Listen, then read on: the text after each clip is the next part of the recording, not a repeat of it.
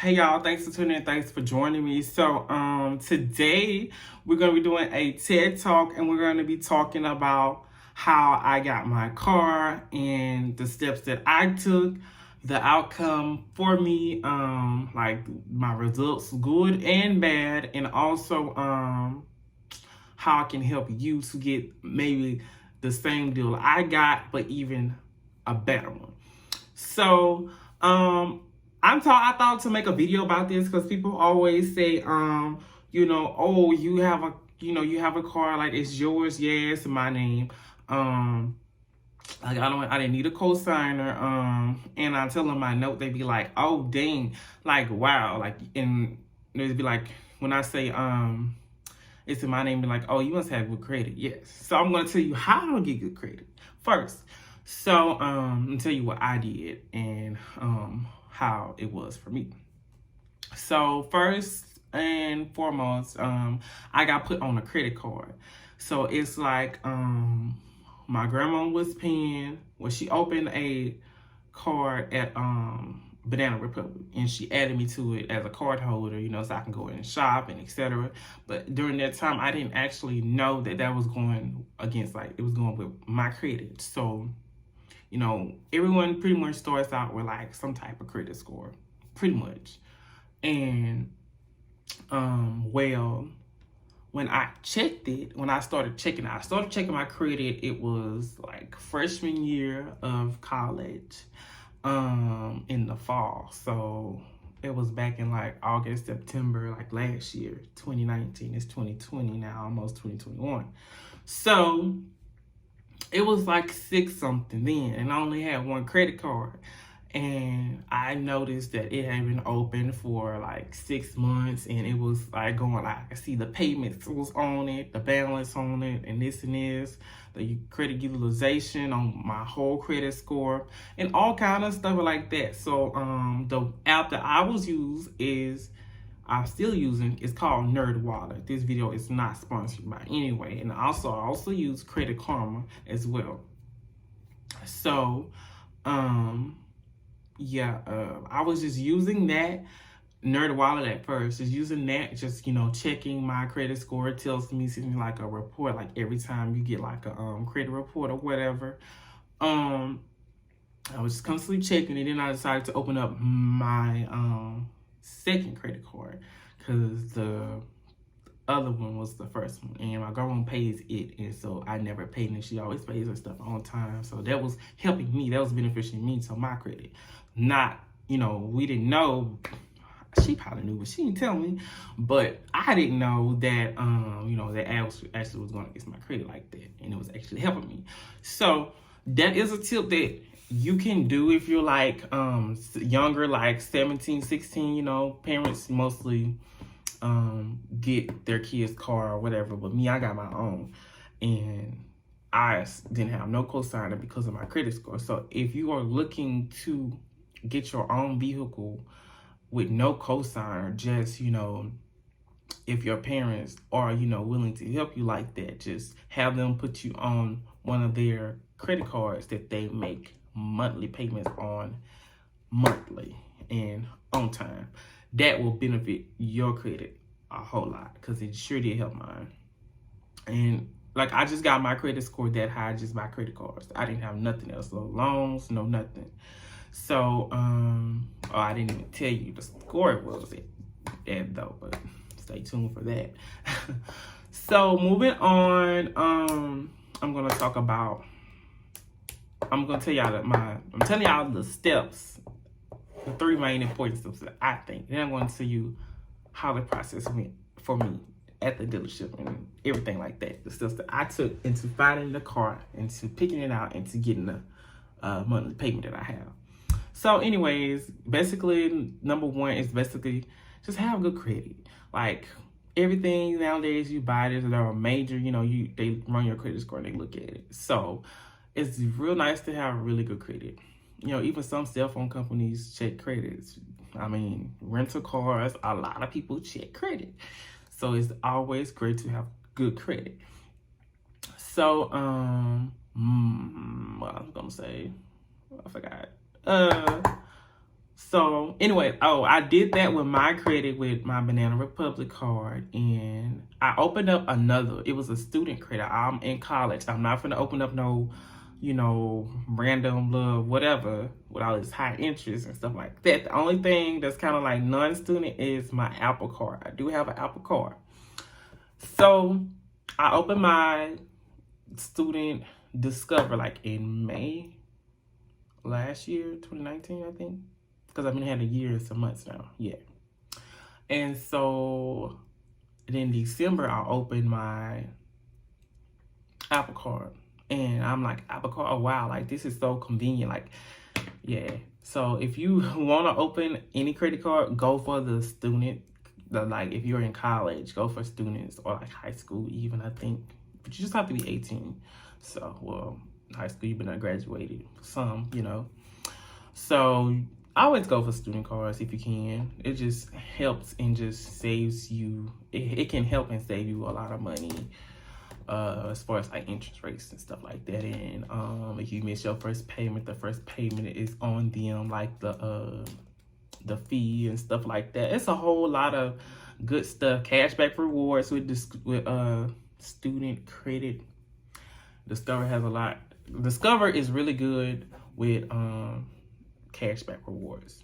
So yeah, that's why I was really interested in them. But I got the Apple card because I was like, oh, this is cool, like Apple card, like on my iPhone and Apple Pay and etc. But I mean, I like it because I recently just bought my new phone on my Apple card, and it just takes the remaining balance from the card, and you just pay a monthly. Your monthly payment goes to your minimum balance due for that month. So basically, it's like you can set up on auto pay and just have something to pay every month that's helping your credit. So it's just like little things like that I look at that's like beneficial to me.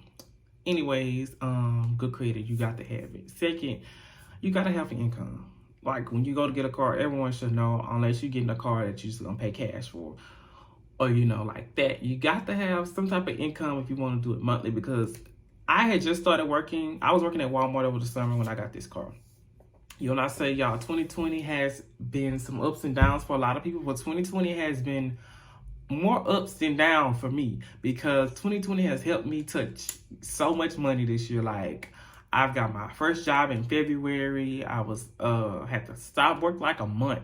Corona came, had to go home. I started working at Walmart. I saved up enough money to put down a good enough down payment for me to actually get a vehicle with a no cosigner. Now, 2020 has, I'm liking 2020 so far, but I'm ready to see what 2021 has to offer. But I didn't plan on getting this in the beginning of 2020. I didn't plan on getting a car. Like, this was just like, okay, it's time for me to get a car. Let me go shop. Okay, so boom. And it's also having income leads to no cosigner, because they're going to see you have income. Okay, we're going to send this income off to these, credit unions and stuff like that. I'm going to tell them that you have this credit score. Oh, wow, your credit is high. Your credit is here. You have income. Oh, you have enough to cover the payment. I don't know how much they go by, like, how some apartments go by to cover rent for like 3 times or 2 times or something like that. Y'all know what I'm talking about. But I was making, you know, good money. So that led to no cosign. Okay, you can pay your car note. But if credit union didn't, like, okay, say we're gonna take this, we're gonna give him this loan, we're gonna take it. If nobody wanted to take it, I would have to get a cosigner. So basically it's like your guarantor, y'all both saying y'all are gonna pay this amount monthly. That's basically what it is. It's just like doing an apartment. You know, for college students, you have to have a guarantor, you know, say like, if I'm not able to pay it, my parents is going to help me. So just kind of how it is on the car. And basically like with loans and stuff like that. So, and then third, I'm going to say, stay within your budget. Like, y'all, I wasn't out here trying to buy no 2020 Honda Accord because I could not afford that. I'm a college student. I knew I was looking at that I wasn't going to be able to work as much in college, but you know, with COVID going on and classes being online and stuff like that, I was able to work a lot more than I thought. But that's besides the point. I mean, we're in college. Who wants to be like working and not having fun? Like, we're in college. Come on. School comes first. So that was one of my main concerns. Basically, just not being able to pay a huge note. And even if I was going to pay my insurance too, but thankfully my grandpa pays that. So then I also got a car that my insurance isn't high. Like, I got a 2015 Chevy Cruze, for all of you who don't know.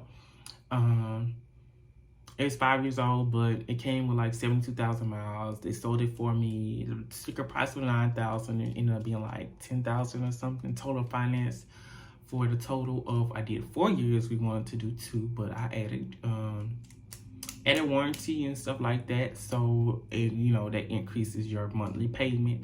So, it is, what it is.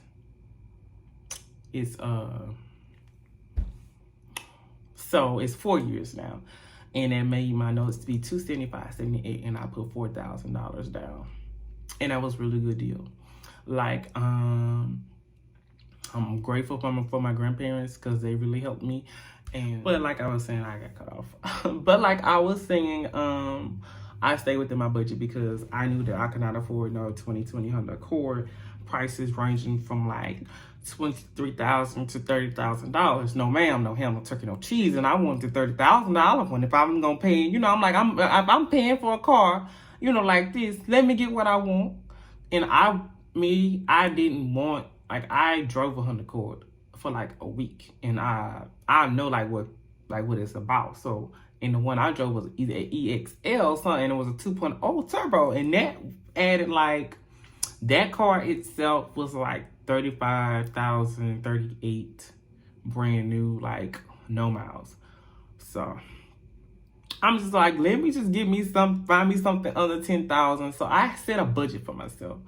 I wasn't just trying to do too much because I know what I could afford. I know what I needed. I just needed a car. I needed something to get me through college because this is going to take me through college. And once I graduate, I potentially can get something else once I get a better job. Get what I'm saying? So that's like that's the goal that I had for myself.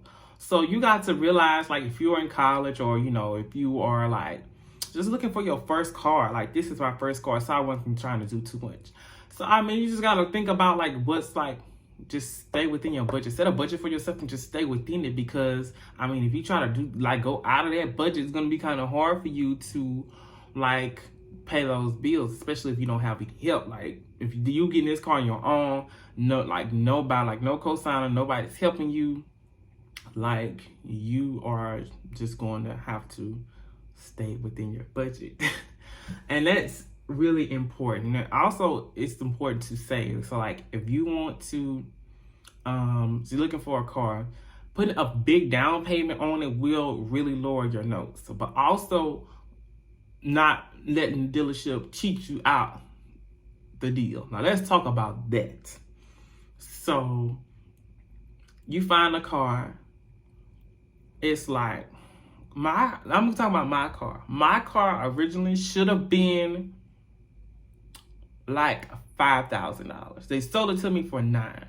The sticker price was $9,000. So I didn't talk numbers. I didn't tell them like, okay, like can you knock some down or something like that. I wasn't worried about that. Like it just wasn't a concern for me. But like it's like, oh, like and like when he said you got it, like when you was approved, like we got somebody to prove you, like I was like, oh, okay. Like I was like, y'all, I was just like fed up. I was like, whatever, like give me this car. You gonna either I got it or not. I just want a car. Basically, that's how I was.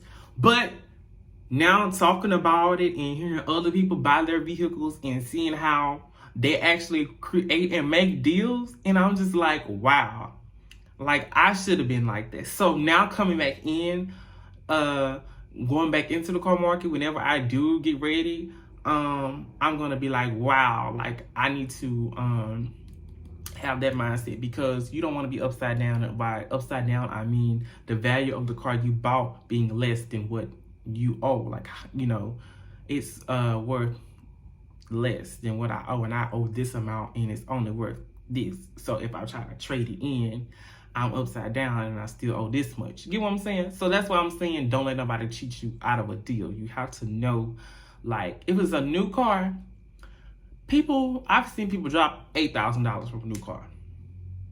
You just gotta stay firm and stay with your deal. As long as you get, if you go do the pre-approval, whatever, as long as you get pre-approved, you can go in there talking big shit. Period. But as far as first-time car buyers, I say just kind of be open, but don't let them trick you into basically like ripping you out, because they will do it for first-time car buyers. Like I'm one of them, but I mean I had kind of guidance, but it was kind of like I was kind of on my own, because it was still all solely up to me at the end of the day, because I was the one signing the papers. I was the one making the decision. So you get what I'm saying? You just gotta kind of know, and you gotta ask for guidance. So like I was saying, just don't let them cheat you out of your deal. But for me and mine, my car was like $9,000. I paid $4,000. So I think it was total finance for like $13,000. So that's what made me have like $10,000 left. So yeah, and then now I done paid and we back down to $9,000. So then you do your notes. If you really want like a great deal, do your notes, like do a good down payment and do your notes for like the longest you can. So that way you can like double up as much as you want. Like instead of having like a set amount and just dragging it out. Cause I'm going to double up on mine. Like I'm not going to drag this car note out for like 4 years. Like come on now. But cause I really wanted to do 2, but it is what it is. But like I said, just have good credit, have income. Please have income that leads to no co-signer, and then stay within your budget. Like don't go trying to buy no Mercedes Benz. Don't go try to buy no Maserati, nothing like that. Nothing like that, baby. Don't do that. Please don't do it. Please don't. Just stay within your budget. I got a Chevy Cruze. Chevrolet is low, like the maintenance price is low, but I mean I would have still paid for Nissan. Like yeah. Well, the cars I was going like between was, and I was actually looking at new cars. Now let's talk about that. Let's talk about the cars I was looking at, and for me as a college student. Maybe this will help other people who are out there, searching. So I was looking at cars that I drove, cars that I've driven and had experience with. So the Hondas were like extremely high. Like, I mean, I was kind of like throwing it out the picture. I mean, it was like it could have been, then it was like my dream, like to get a Honda. Like, not really, because in 15, my dream car was a Dodge Charger, and I did drive one of those. Like, y'all, when I say I had so much experience with vehicles, like it's like crazy. Like I drove a Charger for like a week or so, a Honda Accord for a week, and let's see what else. A lot of different cars. A Nissan Altima, the new one, the 19, the redesign. Yeah, so I just had experience, so I kind of am like well rounded. And plus I love cars, if you guys don't know already. um I was going between the Nissan Altima, the Nissan Sentra, and the Honda Accord, of course, and maybe like a Dodge Charger, and then like a Ford Fusion. I don't think I looked at a Focus because I'm not too big a fan of the Focuses. Like Fusion, Mustang, stuff like that. With Ford. Chevrolet, I was looking at Malibus and Cruises, and I didn't too much care for Impalas.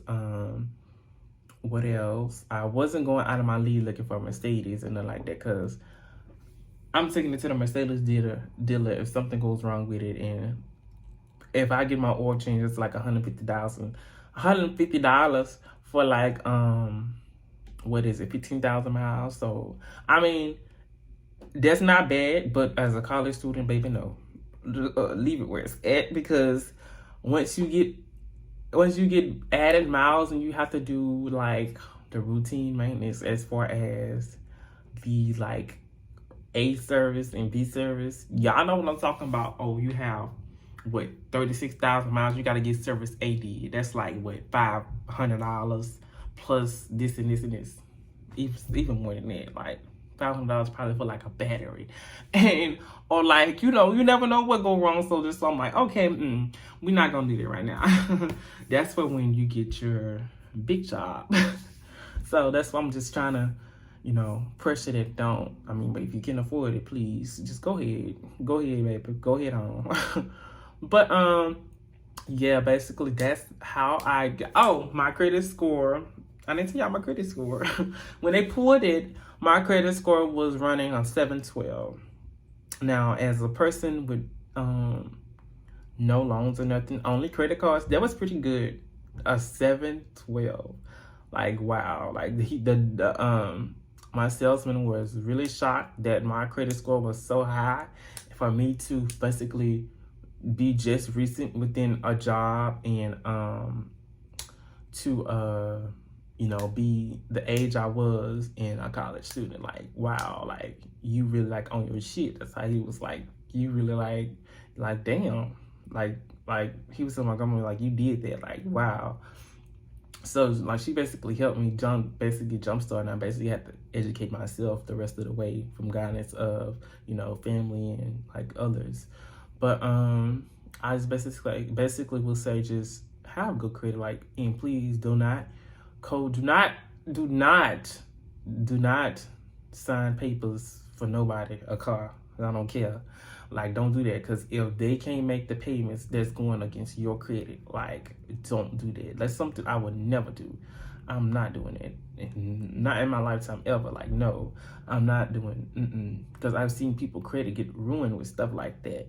And just basically, missing payments or not able to make your payments on time. But, with certain credit unions and loans, you have until a certain day to make your payment. So just make sure it's done before the actual, the really late payment is overdue. So as far as credit cards too as well. But like, as far as credit cards, depending on which one you have, they may let you do one time. As far as like student credit cards, you may have one time you can miss this on them, but the next one you're gonna have to add, pay a late balance or something like that. Or if you cannot pay your minimum balance, just separate it and pay some. The other week, basically don't pay it. You don't have to pay it all within the same week that it's due. You just split it up. So, yeah, because see, my Discover student minimum balance is no higher than like $35. That's it. No matter what my credit balance is, my minimum balance is, I've never seen it higher than $35. That's it. So I just basically said, find you a good credit card to start off. Don't go spend crazy, go Gucci, Louis Vuitton. Don't be doing all that, baby. Because your credit card minimum, your balance is gonna be low at first. Like mine was $500 starting, and they increased it within 6 months. I made all my payments on time, monthly, and within 6 months it was increased to I think it was was it 1,000? I think it was, they increased it 1,000. Then I just got, recently I asked for another increase and they increased it again. I don't know what it is now. But increasing your credit score will also, increasing your credit balance on your credit card, your credit limit on your credit card will also increase your credit score, because it opens up, you know, for you to have a wider range of credit utilization for each credit card. So that's a plus there. You also want to keep your credit utilization under 30. 10 is ideal.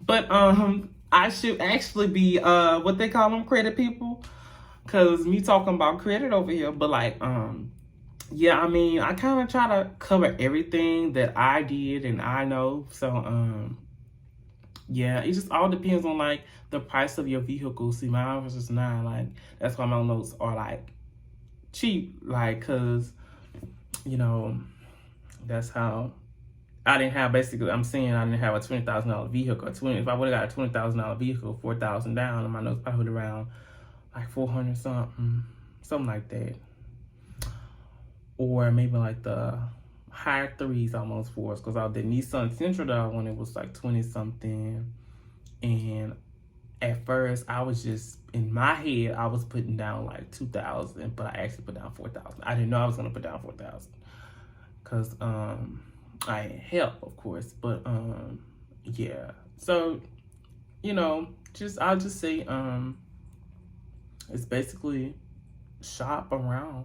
Like, shop around. Don't just settle for one deal. If you are firm and you are adamant on what you want, don't settle for less. If you go to a dealership and you see a car and you want it for 10, and it's like what 15, and they don't want to, they trying to sell it to you for 13, go somewhere else. Find another car like that, you know. So just don't settle for less. It's basically what I'm saying, because people will rip you off. But that's all of my TED Talk that I have for you guys. I just want to kind of educate you all on basically how to buy a car from a car dealership.